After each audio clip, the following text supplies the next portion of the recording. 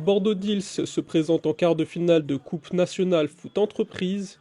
Une très belle performance pour un club aux fondations encore fraîches. Notre club a 4 ans d'existence. C'est en fait la continuité du club de l'Opéra de Bordeaux, qui était le grand théâtre en fait, de l'Opéra. Et pour diverses raisons, notamment financières, l'Opéra a décidé de stopper un petit peu le club. Et donc j'ai repris moi avec ma structure ce club, puisqu'on était une bande de copains, on se retrouvait tous les jeudis soirs, on avait énormément de plaisir à se retrouver, donc il était hors de question d'arrêter de se retrouver le jeudi soir, et donc c'est comme ça que Bordeaux-Dils est né. On fonctionne vraiment comme une famille, on est une bande de 24-25 joueurs, on se connaît tous, où on a joué ensemble, où on a joué les uns contre les autres, mais on est la même génération. Donc c'est vrai que je pense que c'est ça aussi qui fait notre force, agrémenté bien évidemment de joueurs et d'anciens joueurs professionnels qui est un petit peu la tête de proue de notre projet, mais on a réussi à créer cette osmose tous ensemble qui fait qu'on prend du plaisir sur le terrain, mais aussi énormément en dehors du terrain. Côté ancien pro, l'équipe peut compter sur deux figures très connues à Bordeaux avec les ex-girondins Paul Bays et Jaroslav Plazil. Et ce match, c'est l'occasion pour tout un groupe de réaliser ensemble quelque chose de beau.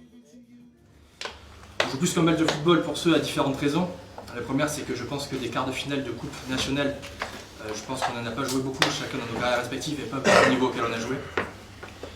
On a la chance aujourd'hui, le plaisir de recevoir. Donc on va jouer devant nos copains, on va jouer devant nos amis, on va jouer devant nos femmes, vous allez jouer devant vos enfants. Aujourd'hui vous êtes 15 sur la feuille de match les gars, et c'est vous qui avez l'immense responsabilité d'amener le club en demi-finale de Coupe de France.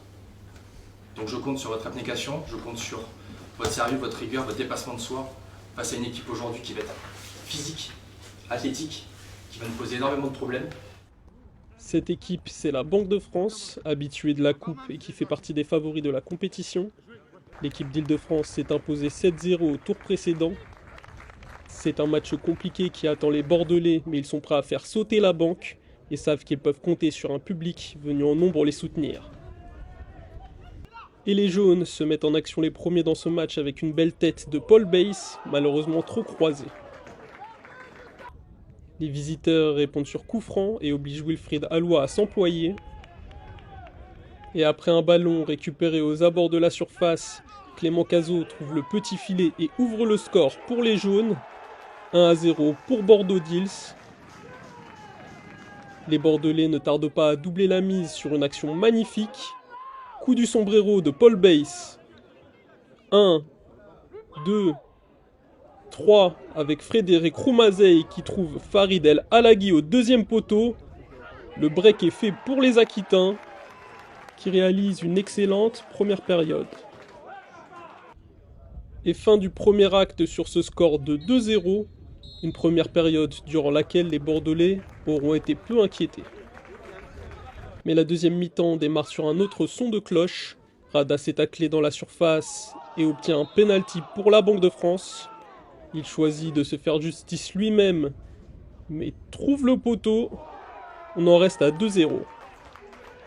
Mais les Bleus insistent, et sur un dégagement de la défense jaune, Radas tente la reprise de volée, Alloy s'interpose, et Ndongo ne trouve pas le cadre. La Banque de France se fait plus menaçante et égalise sur un tir puissant de son capitaine Bakary Fati qui s'éloge dans la lucarne. Les visiteurs réduisent la marque assez tôt dans ce match et reprennent espoir. Mais Cazot continue son très bon match et provoque la faute du défenseur. Deuxième jaune pour lui et donc carton rouge. La Banque de France va finir ce match à 10. Et le coup franc pour Bordeaux, Plazil pour Bays. La connexion girondine a failli faire mouche mais c'est stoppé par Nicolas Caro. On retrouve Paul Bays aux avant-postes. 1-2 avec El Halagui mais nouveau bel arrêt du portier adverse. En infériorité numérique, les Bleus tentent leur chance sur coup franc, mais c'est bien capté par Alloy. Les occasions se multiplient en cette fin de match. Anthony Melka décale Cazot pour un tir cadré. C'est ensuite au tour de la Banque de France de se porter en attaque. Et Boumezoud est trouvé dans la surface, réussit son crochet mais tire au-dessus. Énorme occasion pour la Banque de France. Les jaunes peuvent s'exprimer en contre-attaque. Plazil décale sur le côté gauche Cazot pour le face-à-face, mais on en reste à 2-1. Corner de la dernière chance pour les visiteurs, mais c'est bien dégagé par Duquerroy. Fin du match et victoire 2-1 de Bordeaux Dils qui se qualifie pour les demi-finales de la Coupe nationale. Une qualification qui ravit forcément les Bordelais, parmi lesquels un ancien joueur pro qui a commencé l'aventure foot entreprise à l'arrêt de sa carrière, il y a 5 ans, Yaroslav Plazil. J'ai tout de suite switché un peu pour garder un peu la forme, même si c'est de plus en plus compliqué. Sans entraînement, on joue un match par semaine. Mais c'est le plaisir de se retrouver entre copains, de faire quelque chose de bien ensemble. Et voilà, après ça paye et ça fait vraiment plaisir de voir tous les gens heureux.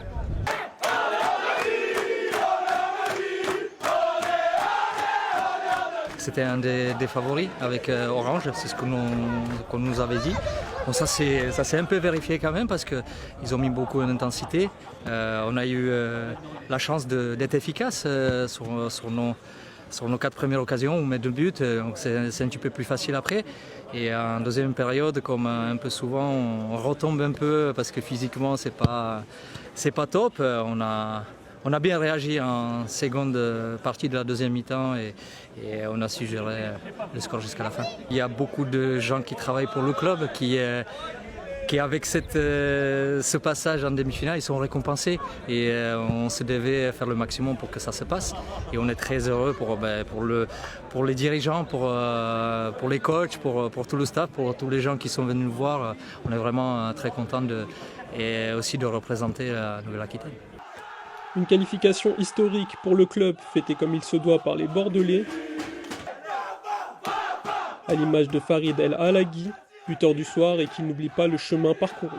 On a pris quelques revers, mais on a pris de l'expérience aussi. Et on a pris conscience de l'importance de ces matchs-là, que ça se jouerait sur des phases de jeu, sur les moments forts, venir vraiment concrétiser. Et derrière, gérer les temps faibles. Et je pense qu'on a franchi un cap et on est monté d'un cran en termes de niveau. Et sincèrement, c'est juste un plaisir parce que on a tous joué un petit peu au football, on a chacun nos carrières, mais à cet âge-là, ce genre d'émotion, ça se vit encore comme si c'était les premières, comme si on avait 8-9 ans, et c'est juste génial. Juste génial et désormais à réitérer lors de la demi-finale, qui promet d'être tout aussi explosive.